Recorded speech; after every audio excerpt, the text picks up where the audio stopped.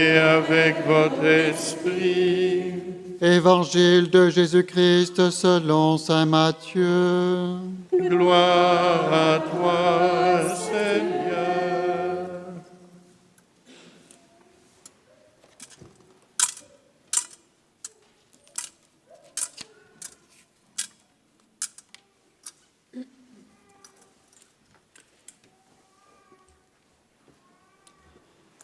En ce temps-là, Jésus disait à ses disciples: « Quand le Fils de l'homme viendra dans sa gloire, et tous les anges avec lui, alors il siégera sur son trône de gloire.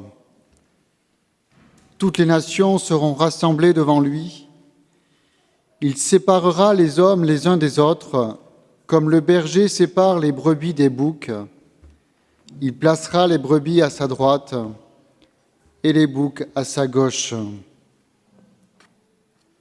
Alors le roi dira à ceux qui seront à sa droite: Venez, les bénis de mon Père, recevez en héritage le royaume préparé pour vous depuis la fondation du monde.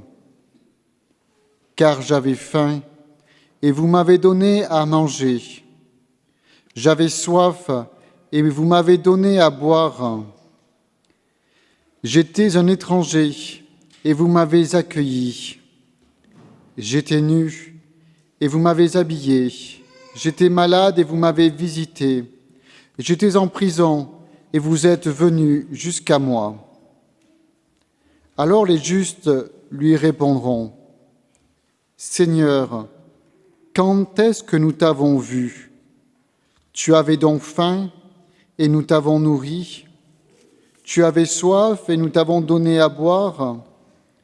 Tu étais un étranger, et nous t'avons accueilli. Tu étais nu, et nous t'avons habillé. Tu étais malade ou en prison. Quand sommes-nous venus jusqu'à toi? Et le roi leur répondra: Amen, je vous le dis. Chaque fois que vous l'avez fait à l'un de ces petits de mes frères, c'est à moi que vous l'avez fait. Alors il dira à ceux qui seront à sa gauche: Allez-vous-en loin de moi, vous les maudits, dans le feu éternel préparé pour le diable et ses anges. Car j'avais faim, et vous ne m'avez pas donné à manger. J'avais soif, et vous ne m'avez pas donné à boire. J'étais un étranger, et vous ne m'avez pas accueilli. J'étais nu, et vous ne m'avez pas habillé. J'étais malade et en prison, et vous ne m'avez pas visité. Alors ils répondront eux aussi: Seigneur, quand avons-nous vu avoir faim, avoir soif, être nus, étrangers, malades ou en prison, sans nous mettre à ton service? Il leur répondra: Amen, je vous le dis, chaque fois que vous ne l'avez pas fait à l'un de ces petits, c'est à moi que vous ne l'avez pas fait.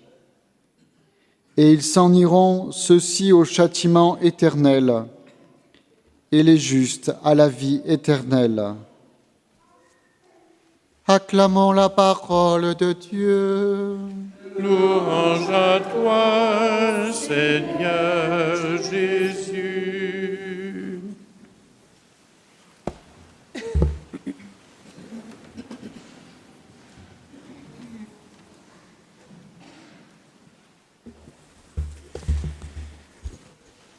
Chers frères et sœurs, notre année liturgique s'achève donc avec la solennité du Christ, roi de l'univers. Cette dimension royale peut nous sembler un petit peu hors du temps, à l'heure où la démocratie régit notre vie publique. Dépendre de l'humeur d'un roi est difficilement envisageable dans nos sociétés prises de dialogue et de liberté.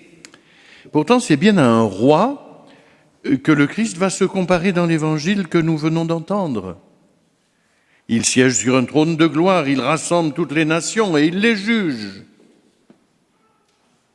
Et il y a, c'est certain, une dimension transcendante, radicale dans la majesté du Christ Jésus. Il est bien le roi des rois et le seigneur des seigneurs. Il domine toutes choses. Il est la vérité et la vie. Au dernier jour, nous serons pour le jugement face à ce roi de gloire. L'Église nous le rappelle en cette fin d'année liturgique. Tout doit lui être soumis, nous rappelle saint Paul dans la deuxième lecture. Et notre tâche de baptiser, elle consistera donc à tout soumettre à la vérité de l'Évangile. Et vous, notre vie de baptisé, c'est pas une somme de compromis, on s'arrange et puis bon, on va essayer d'y arriver. Non. Il s'agit de tout soumettre à la vérité de l'Évangile. Il s'agit de placer radicalement l'Évangile dans toutes les dimensions de notre existence. Radicalement, c'est-à-dire à la racine.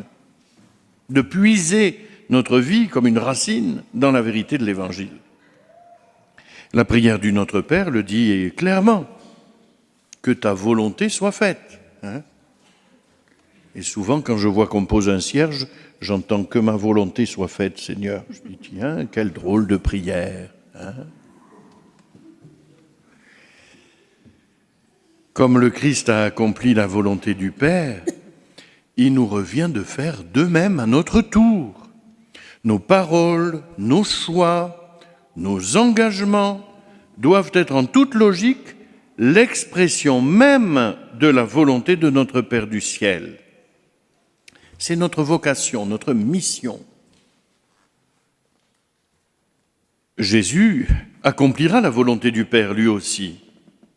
Il a connu et il a voulu connaître l'humilité de notre condition humaine.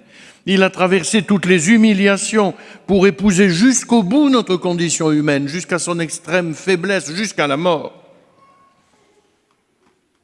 Et c'est devant ce prisonnier que Pilate, ce prisonnier pauvre de tout, Pilate posera cette question décisive. « Ainsi donc tu es roi, dira Pilate. » Et Jésus répondra clairement, « Tu le dis, je suis roi. » Nous le voyons, Jésus n'est pas roi au fond d'un carrosse. Il est roi dans sa solidarité avec tous les humiliés, les condamnés, les blessés de la terre, les blessés de la vie, les plus humbles. Vous voyez, il n'y a pas d'un côté un Jésus couronné sur un trône et vêtu d'un manteau royal, n'est-ce pas? Et puis, de l'autre côté, un Jésus sur le trône de la croix. C'est bien le même Jésus. Celui qui est sur le trône et celui qui est humilié sur la croix. Les artistes de l'époque romane l'ont exprimé de manière magnifique. On voit ces Christ couronnés, vêtus d'un manteau royal, sur la croix. Jésus trouve là l'expression de sa royauté plénière.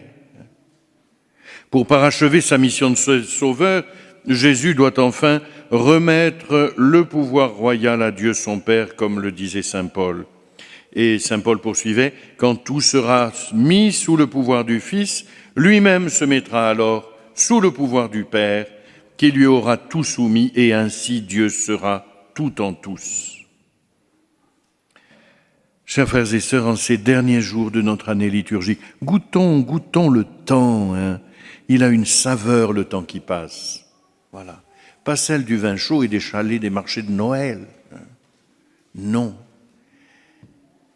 Goûtons ce temps qui passe. C'est le dernier jour de l'année liturgique. Il nous tourne vers la fin des temps, vers ce Christ qui nous jugera un jour, face à face. Il nous faut nous placer clairement devant ce Christ, mais non pas en tremblant. Il s'agit de se placer devant le Christ à genoux, comme on se tient devant l'un de ces plus petits des frères de Jésus, en serviteur. J'avais faim, vous m'avez donné à manger, j'avais soif, vous m'avez donné à boire. C'est là que nous servirons notre roi. Puissions-nous dire avec Sainte Mère Teresa, malade bien-aimée, tu m'es plus cher encore parce que tu représentes le Christ. Quel privilège pour moi de pouvoir ainsi prendre soin de toi. Oui, prenons soin de Jésus.